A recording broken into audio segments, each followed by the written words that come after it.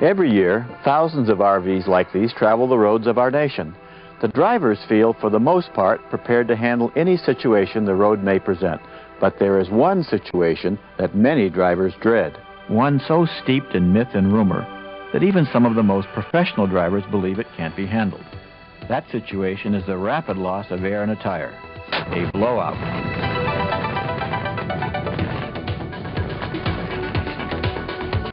We know the most common cause of a blowout on a motorhome tire is due to overload or underinflation.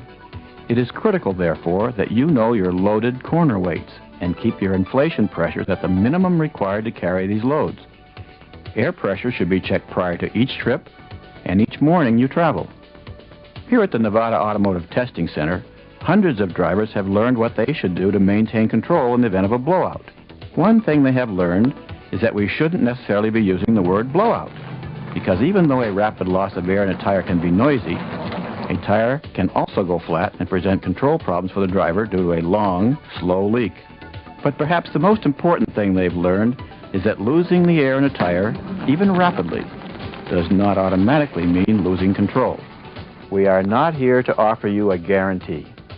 What we are going to show you are simple ways of maintaining control over a vehicle by using established physical principles that have proven effective over the years if used quickly and properly. Now, obviously, we can't illustrate every possible set of circumstances here, but if you listen to what we have to say and use these techniques correctly, they will help you maintain control of your RV in air loss situations. Keep in mind that the principles which govern what happens after a tire goes flat are the same for every type of vehicle, loaded or empty, from an automobile to a full-size tractor-trailer. You handle each vehicle according to the same rules. First, let's take a look in slow motion at exactly what happens when a tire loses air quickly, because that's what a blowout really is. When a front tire goes flat in a hurry, the front corner of the vehicle will drop, creating a side force. The strength of this side force depends upon such factors as tire rolling resistance and vehicle dynamics.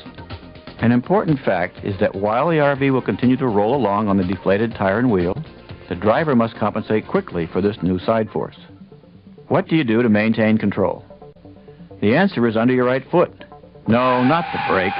In fact, panic braking is the worst possible thing you can do. Taking your foot off the accelerator is the second worst. The real solution is stepping on the accelerator. Getting power to the drive wheels means maintaining control. The accelerator is your best answer when there is a force pulling the RV to the side. But wait a minute, you say. I don't want to go faster. I want to stop right now. I'm going for the brake and hard. When you do that, you may lose control of your RV. One of nature's basic laws says that an object going in one direction, such as an RV on a highway, will keep moving in that direction unless it is acted upon by a new force in a different direction. In our diagram, the size of the arrows approximate the magnitude and direction of these forces. A rapid air loss creates a new side force. Unless the driver compensates for this side force, the RV will move in a new direction. By stepping on the accelerator, the driver starts to compensate. He completes the compensation by making a steering correction. If you think about it, you deal with these external side forces all the time when you drive, especially in crosswinds or on some high-crowned roads. All you do is step on the accelerator and correct with the steering wheel. There is no difference when a tire loses air.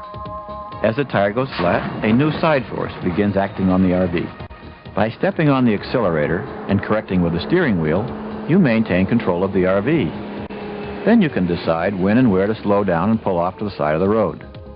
In the case of a front tire air loss, the obvious concern is the effect on the driver's ability to steer. When a tire goes flat, the RV wants to turn in the direction of the flat.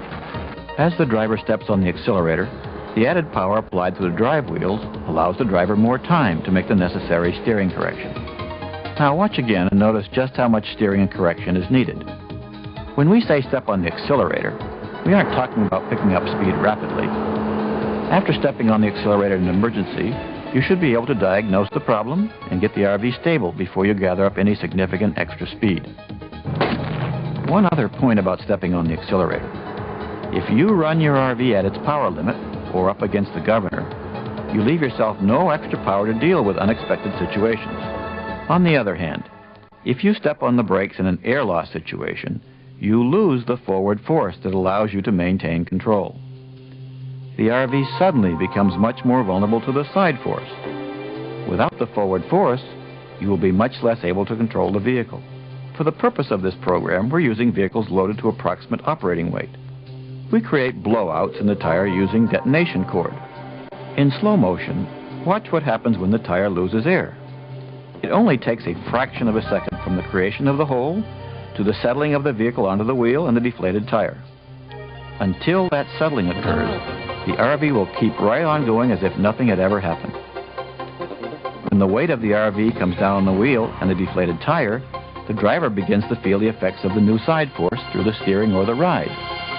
This is when the driver must take action by stepping on the accelerator and steering as necessary to maintain control. Let's compare front and rear tire air loss situations.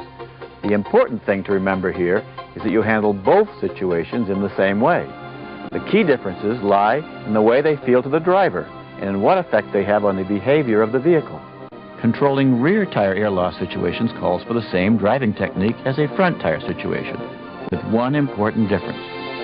When a rear tire loses air, the driver still has two good steering tires. The answer again is getting power to the drive wheel. The steering correction is necessary to maintain control of the vehicle. Then the driver can choose when and where to slow down and pull off to the side of the road. Again, stepping on the brakes is the worst thing a driver can do. Whether the tire that loses air is on the front or on the rear, you deal with each situation in the same way, by stepping on the accelerator, followed by steering correction as necessary. Never give up on an air loss situation, even if it catches you by surprise. If you react properly, you can still maintain control. And remember, there is no significant increase of speed involved. Once you stabilize the RV, you can keep driving it as long as necessary until it is safe to stop. The rules for controlling an RV in an air loss situation are the same in any weather, on any kind of road, or even in a curve. Step on the accelerator and steer as necessary. However, these techniques do make demands on the driver, calling for a professional approach to the job. Using seat belts is vitally important as it allows you to maintain stability in the seat. Proper placement of the hands and arms while driving is also important. What you have seen here are deliberate tire blowouts, created in a controlled environment for our cameras. Today, tires are better than ever, and chances are slim that you will ever have to deal with a rapid air loss situation. But if you do, just remember these simple rules.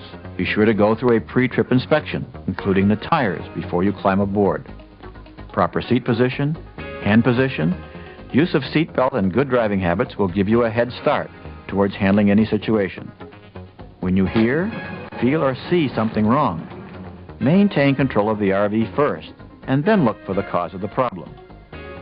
If the problem is the front tire, you'll probably feel it through your hands on the steering wheel. A rear tire problem affects the ride, so you're more likely to feel it through the seat.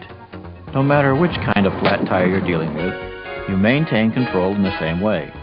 Step on the accelerator and steer as necessary. As we said at the beginning of this program, tire blowouts have been the subject of myth and rumor too long. You, the driver, are the critical factor. In your accelerator and your steering wheel, you have all the tools you need to handle a blowout. 41 years of testing at the Nevada Automotive Test Center tells us so. The drivers you have just watched have learned to follow these simple rules, and you can handle air loss situations just like they did. Thank you for watching, and drive carefully. Michelin, a better way forward.